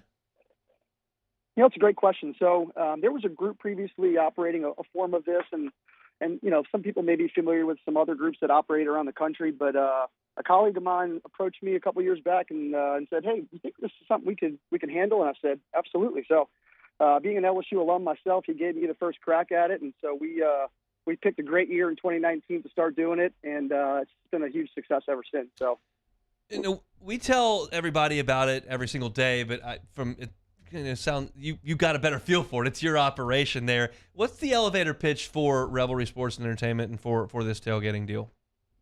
Yeah, so our big key here is we are a premium turnkey tailgating service. So we truly like to offer an experience for guests to show up and literally do zero work if they so choose. So as a part of it, we operate a 10 by 20 tent, just a few blocks from campus outside of Patrick F. Taylor. We offer some elevated premium outdoor padded furniture. We've got a full concierge bellhop service where we unload your vehicles. We bring everything directly to your tent. We offer bar and catering packages as well. So, we like to say we do all the work, you have all the fun. That's kind of our motto. There's people that have asked me about this say, but I want to do the cooking. Like I always cook jambalaya for some of these fall games. I don't want them getting in the way of that. And I was like, wait a second, you can do as much as you want, right? Oh, absolutely, yeah. For as much as we're willing to take off of your plate, if you want to come out, we still get a ton of clients who, like you said, like to do their own cooking and provide their own booze, and we certainly assist wherever possible. So, we'll help you assist and bring your grill out, help you load your food. We'll help you keep all your food and beverage iced down. So we will do as little or as much as you would like us to. So for someone who's never bought a tailgating package from Revelry, what's the atmosphere like near Patrick F. Taylor on game day? I'll tell you, man, it is an awesome location. We're right on South Stadium Drive, just a few blocks from the stadium. So we get tons of traffic coming, right in front of the tailgate. We get the band that comes by. We'll get the cheerleaders come by, and then obviously ingress and egress to the stadium. There's thousands of spectators coming through, and it's really a buzzing atmosphere. We provide some entertainment on select high-profile games. So it's a party, man. Yeah, so the schedule at home this year, we've obviously got Alabama coming in. Southern is coming in. That's going to be a huge weekend. For people that would like to do a one-game deal, is there a season package? How does that kind of work? Yeah, so we've got a number of options for fans. We've got single packages available. We've got SEC package, which comes with all 4 SEC games. Or if you're a diehard tailgater, we've got a full season package as well. Within those options, we've got a standard and a deluxe. So each package comes with all of those things, those concierge and bellhop services, ice service. But the deluxe package is also going to come with a custom 40-inch TV mounted to your tent, so you can watch all the games, as you're tailgating throughout the day.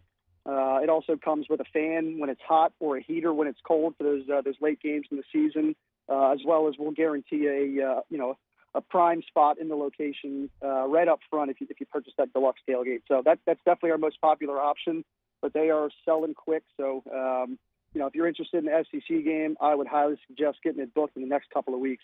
Chatting with Jason Richard from Revelry Sports and Entertaining.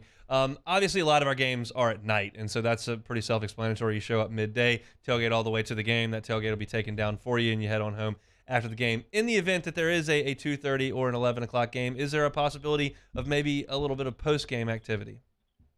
Oh, yeah, absolutely. Nobody really likes an early game, but we do offer the tailgate all day. So if you want to stay around and watch the 2:30 game, after the Tigers have played, we keep that tailgate open until about 6:30, 7 o'clock. So regardless of the game time, you're guaranteed a full day of fun out there. How do the food and beverages work in terms of the partnerships that y'all have? Yeah, so we've got a couple of partners that we'll recommend. So if you have any questions, just reach out to us, and they'll handle all your bookings. And we work hand in hand with them. We set all their infrastructure up, so they come in, and they're turnkey just like we are. So you order what you want through them.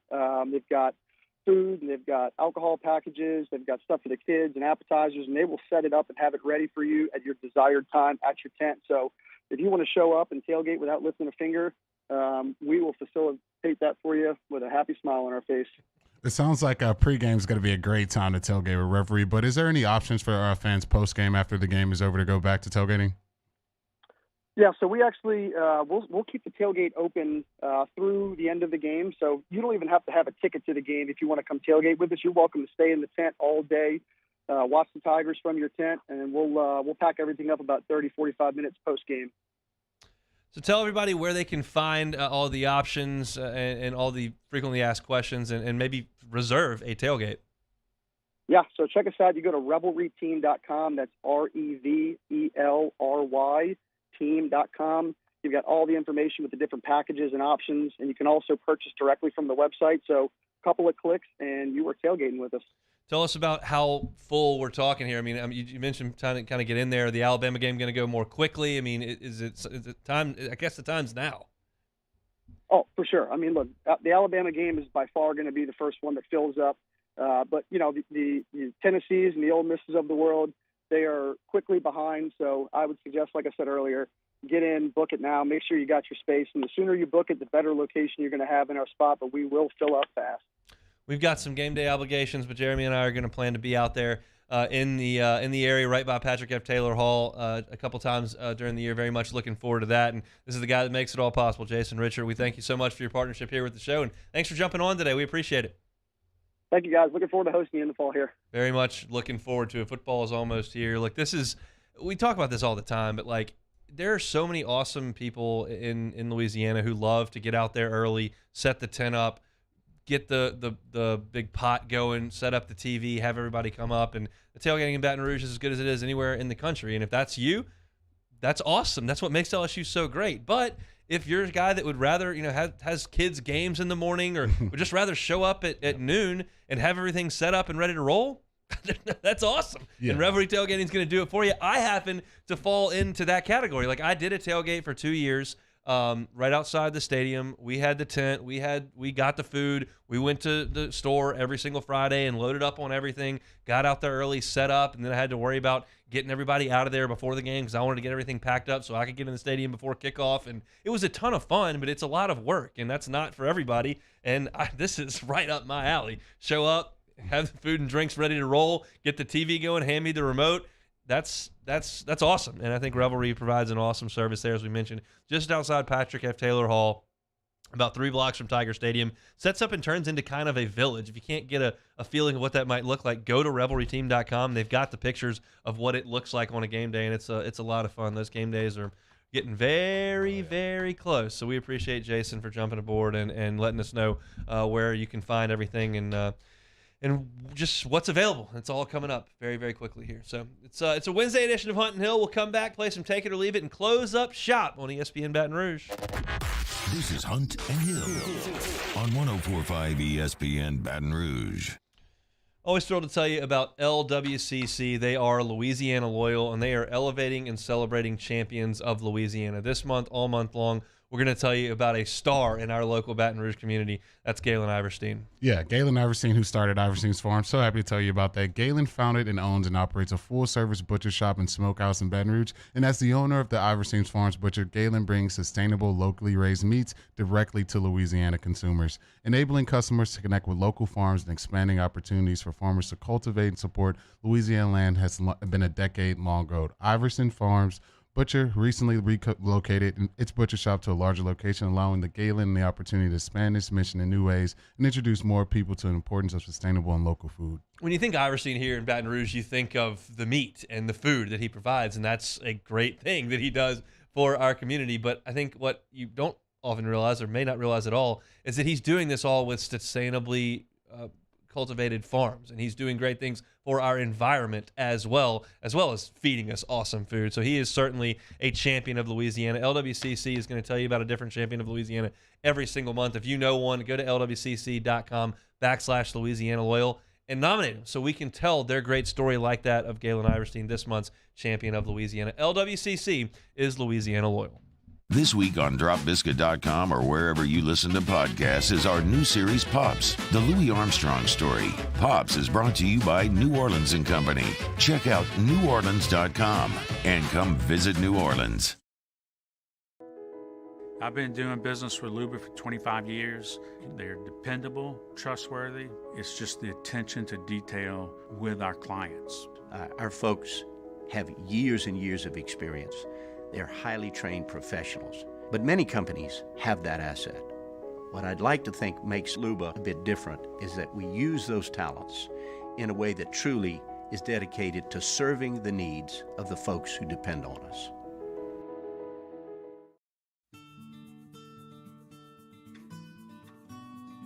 This is a house call. This is a follow-up appointment. This is a diabetes checkup. This isn't just more convenient care, it's more advanced care.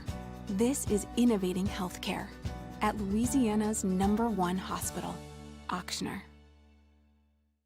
Gulf Coast Office Products is a nationally recognized Savin office equipment dealer based right here in Louisiana. Over 100 employees strong, Gulf Coast has the boots on the ground to support all vertical markets, from education, engineering, legal, and finance. With the latest in office technology, from desktop to production segment units, Gulf Coast and Savin have the perfect fit for you. Call 225-756-2644. That's 756-2644 for Gulf Coast Office Products.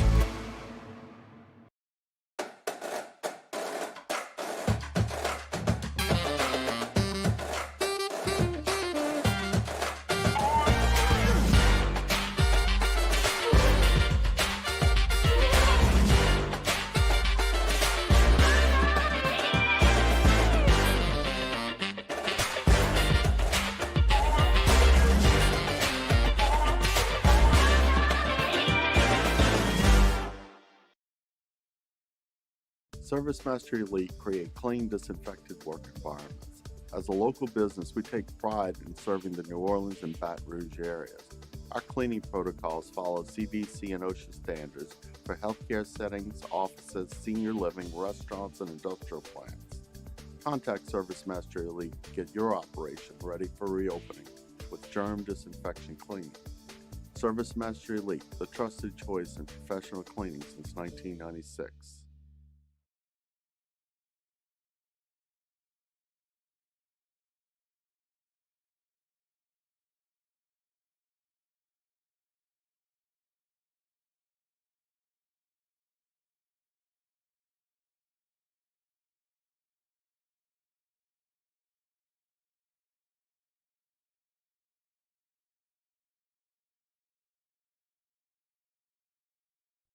Moscona inviting you to join us for Wednesday's Hump Day AFR presented by Pluckers. We'll get you Saints camp report, the Tigers report for camp, and we'll get you a Florida State preview. Join us Wednesday, 3 to 6, 104.5 ESPN Baton Rouge.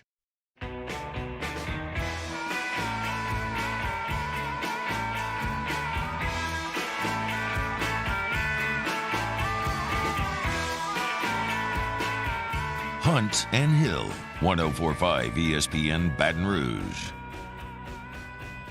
So obviously I'm going to see the Cubs on Friday, and I was imagining, feeling pretty comfortable saying that the Cubs were going to trade their closer, David Robertson, yesterday. They were going to trade their catcher, Wilson Contreras, yesterday, and they were going to trade Ian Happ, who was an all-star this year, yesterday as well. David Robertson did get moved, went to the Phillies, and Cubs got what looks to be a potential starting piece for him. And then they didn't trade Contreras or Happ. Contreras in the last year of his deal, he cried, he hugged everybody, got a curtain call, the whole deal in the last game at Wrigley a couple days ago. They didn't do it. So here's what the Cubs did yesterday. They didn't trade Contreras, got nothing for him. He's going to go to free agency this year. They're going to extend him a qualifying offer. He's going to decline it.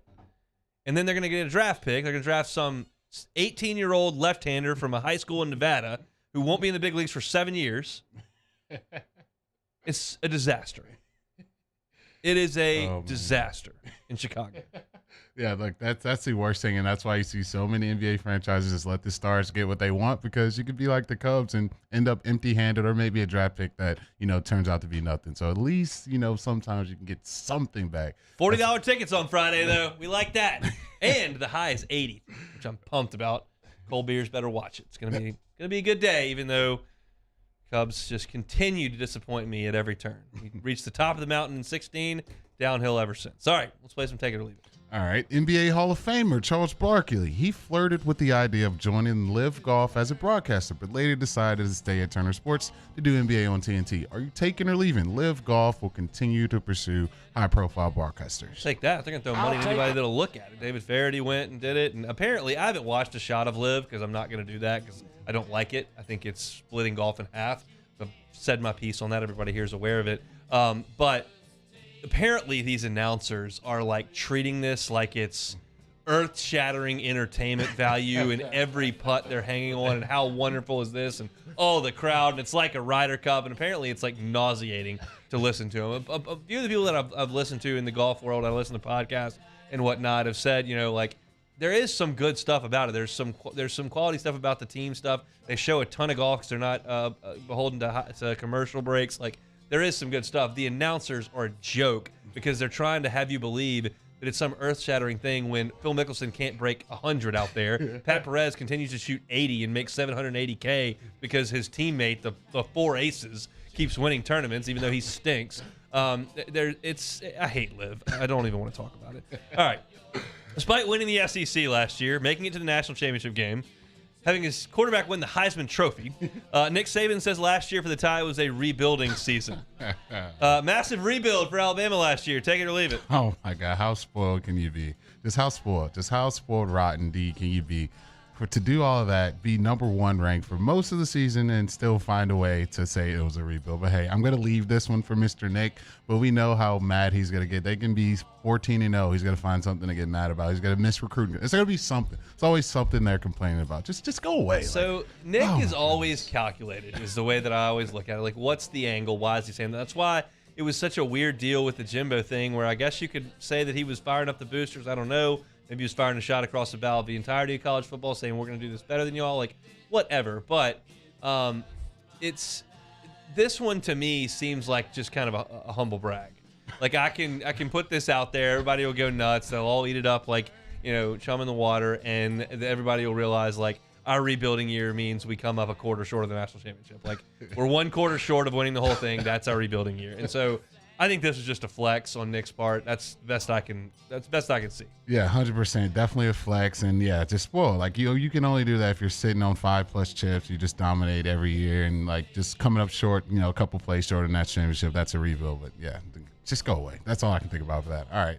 PFF, they made their preseason college football American list with 2 Tigers getting some consideration. Keyshawn Butte making all 3 teams, and Jared Bernard-Converse getting a nod at honorable mention. JBC, potential All-American. Take it or leave it. I'll take it. I mean, you're an all Big 12 player. I mean, I think we just lean on the Big 12 as playing no defense. That's kind of what we've known it to be over the last 15 years. And the fact is, like, they actually did have 2 good defenses last year. Last year, Baylor played great defense, and Oklahoma State had a really good defense last year. And Jared Bernard-Converse was part of that, and he was an all Big 12 player. And, like, I think has a chance to be an all-SEC player, and if you're an all-SEC player, you can be an all-American player. I said in the first segment of the show today that I wanted Ricks and Stingley and Flott and McLaughlin and those guys back. I was more comfortable than Bernard-Converse and Gardner and the group that we'll have out there with Fouché and Brooks and Jay Warden, that group this year. That doesn't mean I'm not wrong and that he's not better than what Ricks was. I mean, we'll see. Ricks seems a lot more draftable, was an all-American as a freshman, but he's got a talent. I mean, it's a really good ad. I was thrilled when I saw the bio and saw that he was coming. I was like, all right, that guy's got a real chance. No, I definitely agree. And I think we talked about the guys we felt the most sure about. I think that was a segment we had earlier this week that we got in the transfer report on. Obviously, both of our answer was him. And to see, nationally, that's kind of what they believe as well. I think that definitely bodes well for the secondary who desperately needs the help they're going to get from Mr. Bernard-Converse. So I think the last one here for you. Yep. James Witt in the Bayou Ford chat says you should trade the Cubs for a real team, Hunt. Hey, James, why don't you shut it? How about that? How about that? And then Jeff B says Hunt will be at Wrigley booing the players. Not true. I won't boo a single person out there unless I see Tom Ricketts. He'll get booed. Oh God! I'm hoping what about Jason? What about Mr. Hayward? Does he get any consideration? I'm done with him. I'm so done with Hayward. He's been the worst player in the league for like 3 years, and we just keep paying him cash. He gave a great speech in the weight room during the rain delay of Game 7, and since then, nothing from Hayward. But it's just one of the worst contracts ever. And that's why we don't sign anybody else, because the Ricketts look at his contract and Tyler Chatwood's contract and all these guys that didn't help at all and went, we're not doing that anymore. Great. Awesome. No players. That's super fun. We're almost in last. Hope you're having a lot of fun saving your money. Then Mike Farrell said that Arch Manning, who was at Saints camp yesterday, would be a 3-star if his last name was Smith. Take it or leave it. I'm leaving that. I guess it's easy to pick on the Manning kid, but what I've seen from him, he looks extremely talented. He fits every billing of a prolific, prototype quarterback. He's tall, he can run fast, he's athletic, he has capability, he has a big arm. I mean, what more do you want from your quarterback? And he has the gene pool. That's not a bad gene pool to be from if you're a quarterback. So, got to disagree with you here. I know he still has a lot to prove, but I think for right now, my boy Arch has shown enough. Should have went to LSU, but hey, we'll forgive you later. We'll very likely talk about a lot of this tomorrow, but first day practice tomorrow, 4:15 for LSU. They'll be in helmets and shorts. It'll be kind of a walkthrough type deal, but anything we can draw from the first practice tomorrow. Yeah, I kind of want to see who they value. I mean, we talked about Elite Toss today. Who are they valuing as number one options, and who are going to be those guys? Because a lot of times it does not change. I mean, who the coaches really feel should be the starters going into it. It's a rare occurrence where guys, unless it's a freshman, really come out and really take someone's spot. So I'm going to be, really dialed in to kind of see who's getting those run reps, who's getting those 2 reps, and who's kind of earned their way and earned the coach's trust up until camp to this far, and kind of go from there and kind of see who's making plays out there. I'm just going to kind of juxtapose it with what I saw in the spring. Spring is low energy is the wrong word. There's not quite as much sense of urgency in the spring. I saw Brian Kelly very much a CEO, very much walking around just taking notes, not even like talking most of the time. Curious if that changes a little bit in the fall as we kind of ramp things up. You got more players out there certainly in the fall than you did in the spring, and there's a lot more urgency because you're getting ready to play a football game. So we're fired up about being out there. We will have access to practice tomorrow for 30 minutes at 4:15. Brian Kelly will meet with the team, with the media at 6:15. So the way that it's going to work with the media, so those of you who consume all this content want to know, we will be out there at 4:15 for practice for the first 30 minutes until 4:45, but no one is allowed to post anything, tweet anything, share any video, any of that until Coach Kelly meets with the media at 6:15. So it's not like it used to be where we would run in there and then tweet some stuff, run to a coffee shop, hammer out a practice update, and fire it up. Like, for those of you that follow that wherever you may, that's not an option with Brian Kelly here. The reason they gave is that they want to be able to notify parents of injuries and stuff if that were to happen, whatever. I don't really care. But that's just the way things are going to work. So be aware of that tomorrow as LSU goes out there till 4:15. You won't hear anything from the media until 6:15. I want to remind you before we get out of here that ESPN Baton Rouge and Citizens Bank and Trust hope to add to your football party budget this year. $5,000 national grand prize or $1,000 local cash prize. Register for chance to win at 1045ESPN.com. I want to give you best of luck. Happy tailgating from Citizens Bank and Trust and 1045 ESPN Baton Rouge. Fun show today here on a Wednesday. A lot more fun than my drive to Alexandria is about to be, but that's the way that goes. Got to drop the little man off with my mom. We open things up talking about the people that LSU lost from last year's team. Went through it position by position. Talked a little Saints camp in the first hour as well. They had a fight. Ejected Trevor Penning from his first time as a Saint from practice today. Had the lead toss. Jeremy talking starters on the LSU team. I gave some stats on Vin Scully at the end of the first hour that I found very, very interesting. Might want to go check those out on demand. Tonya Johnson was good enough to be with us. She's the first-year head coach of the LSU volleyball program. She was with us at 1 o'clock. And then we talked tailgating with Drayson and Richard of Revelry Sports at 1:30. Catch all that on demand, 1045ESPN.com. Catch it on Apple Podcast, on Spotify, on YouTube. It's all right there. YouTube people, throw us a like before you leave. We'd appreciate it. Matt's going to drive you home 3 to 6 on After Further Review. Jimmy Ott's Game Time coming at you from 6 to 8. Mario and Musso are coming up next with your early line. We'll see you tomorrow. Time for LSU to hit the practice field. Let's go. It's Hunt and Hill.